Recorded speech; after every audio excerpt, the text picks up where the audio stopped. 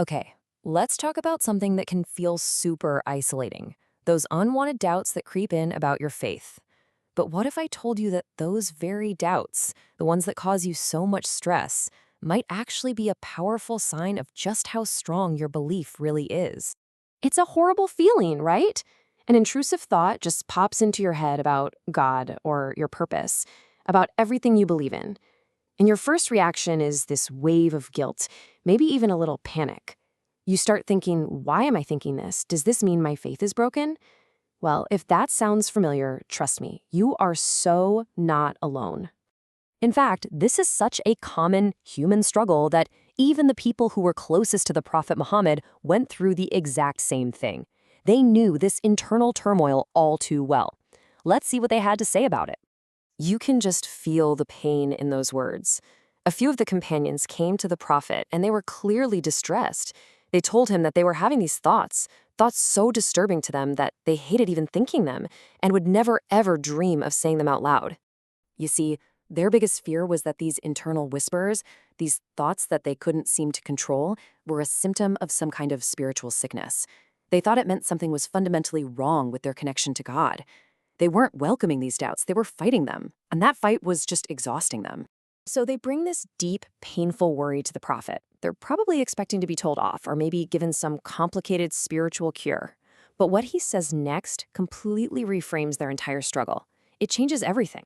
He just looks at them and asks, are you really facing that? And when they say yes, that's exactly what's happening, he gives them one of the most comforting and honestly surprising diagnoses you could ever imagine.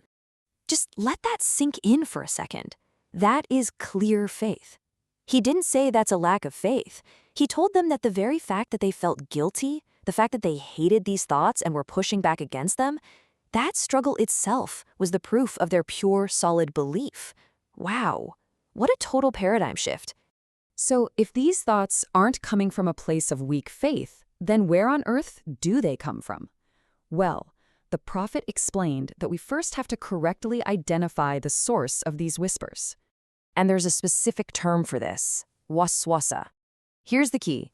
These are not your thoughts. They are involuntary, intrusive whispers that come from an external source, from Shaytan or Satan. They feel like they're inside your own head, but they don't actually come from your heart or your own beliefs. You know, we tend to see these thoughts as a flaw in our faith, like it's a sign that we're weak or we're failing. But the reality is the exact opposite. Think about it. A thief doesn't try to break into an empty house. Shaytan only attacks a target that's valuable. The fact that you're experiencing this is actually a sign that he sees your faith as something strong and worth trying to undermine.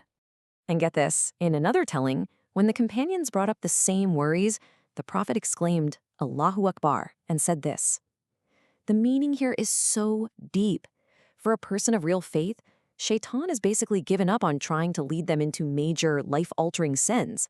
All he has left in his playbook, his entire plan, has been shrunk down to just these annoying, but ultimately powerless whispers. Okay, so we've diagnosed the problem. It's not a flaw in you, it's an external attack. But what do you actually do about it when it's happening? Well, thankfully, the Prophet didn't just give a diagnosis. He gave a very clear, practical, step-by-step prescription. And he gave a perfect example of how waswasa works. You could be just looking at the sky, admiring creation, feeling this amazing connection to God, and then bam, this kind of question injects itself into your mind. It's designed specifically to ruin that spiritual moment. So what's the game plan? It's a simple 3-step toolkit. Step 1, recognize it. Immediately identify the thought for what it is, an external whisper, not you. Step 2, seek refuge. Immediately turn to God for protection from Shaytan. And step 3, and this is so important, just cut the thought off and firmly declare, Amantu Billah, I believe in Allah. You don't get into a debate with it, you don't try to reason with it, you just shut it down and reaffirm what you truly believe. And now we get to what is, for me, the most beautiful part of this whole idea. This struggle isn't just something you have to put up with. It's not a neutral thing. It is actually an opportunity for you to get an immense reward. To really get this, we have to look at a fundamental principle in Islam, and honestly, it's a principle of incredible mercy, about how we're judged for our thoughts.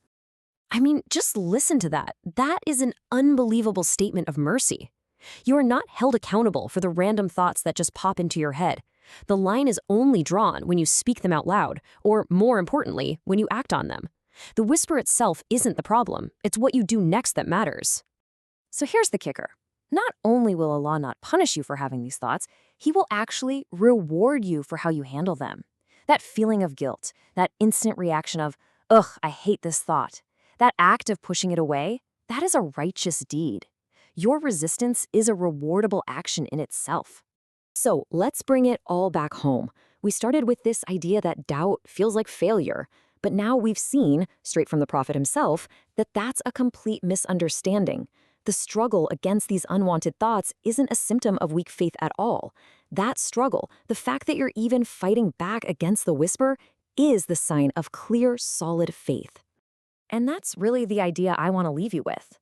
The next time that whisper comes, instead of feeling that sinking feeling of guilt, just try to reframe it.